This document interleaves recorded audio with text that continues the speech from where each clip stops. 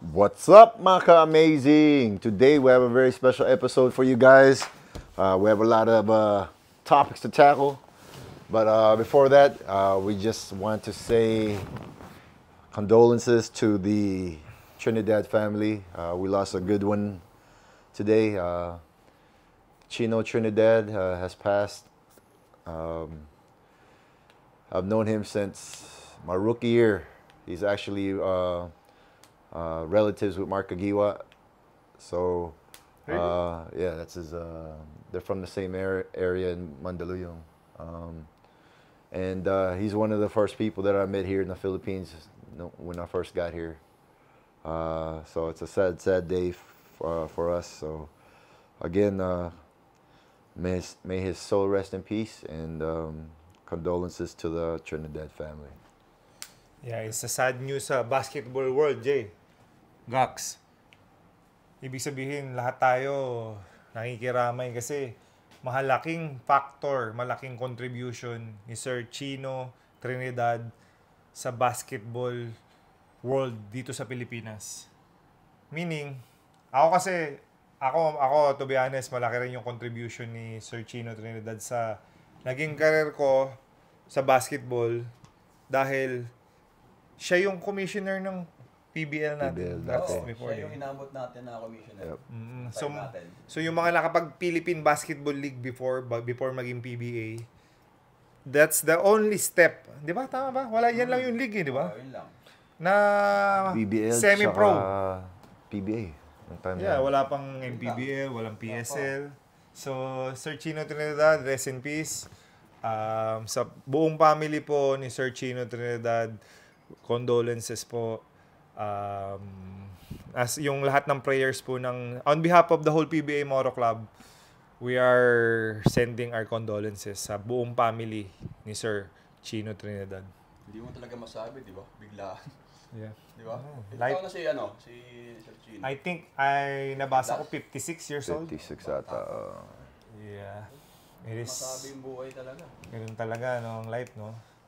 Siya yung nag-ano rin sa sa mga athlete, mga di ba? Yung mga ayaw niya sa mga nangyayari sa PBA din, di ba? Alam mo yung ganun? Meron siyang mga ilabas na mga na mga tawag dito. Alam niya ni Snow Badua kasi niya close niya yan eh.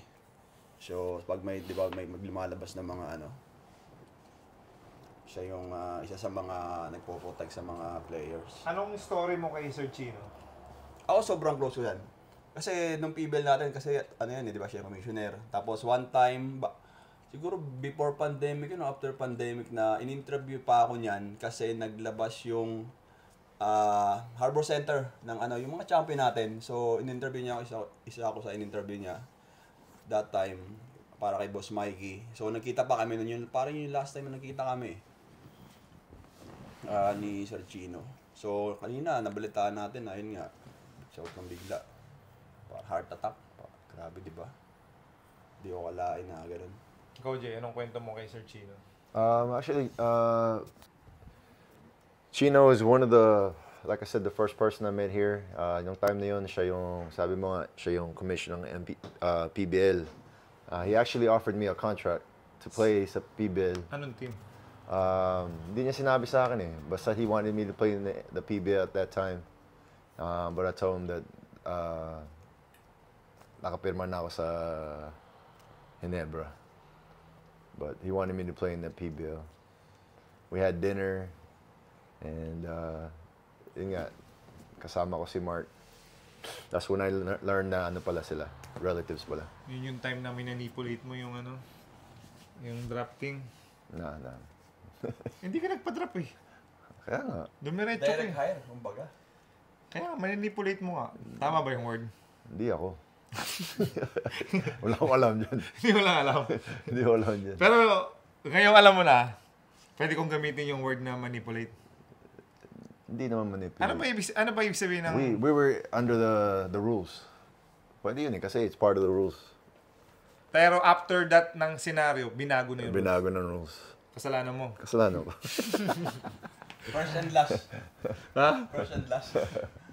So mga ka-amazing, ako po, ang story ko naman kay Sir Chino Trinidad. Sa tuwing nakikita ako sa Sir Chino, naalala ko yung Harbor Days natin, Gax. PBL. Oo, kasi pag ganyan yung commissioner mo, ang gaan maglaro eh. He's always happy, no? Yeah, I mean, kunyari may nangyaring senaryo. Direct siya eh. Alam mo, Gax, hindi ikaw yung pupuntahin niya sa'yo. Siya ang pupunta sa'yo. Then tatanungin ka niya, anong ginawa mo na naman, bata? Sabi niya gano'n, Kom, pasensya na. Naano lang ako. Kasi wala pa yung social media before eh. So, direct to direct tayo, yung mga issues. Si Commissioner Chino Trinidad namin, talagang hands-on siya sa mga players na nagkakaroon ng issue sa loob ng league niya. Kaya, yung success ng PBL is because of him. Diba? Ilang years siyang commissioner. Tama, di ba? Halos lahat ng PBL. Naabot ko siya na lahat eh. Yeah, so on behalf of PBA Moto Club,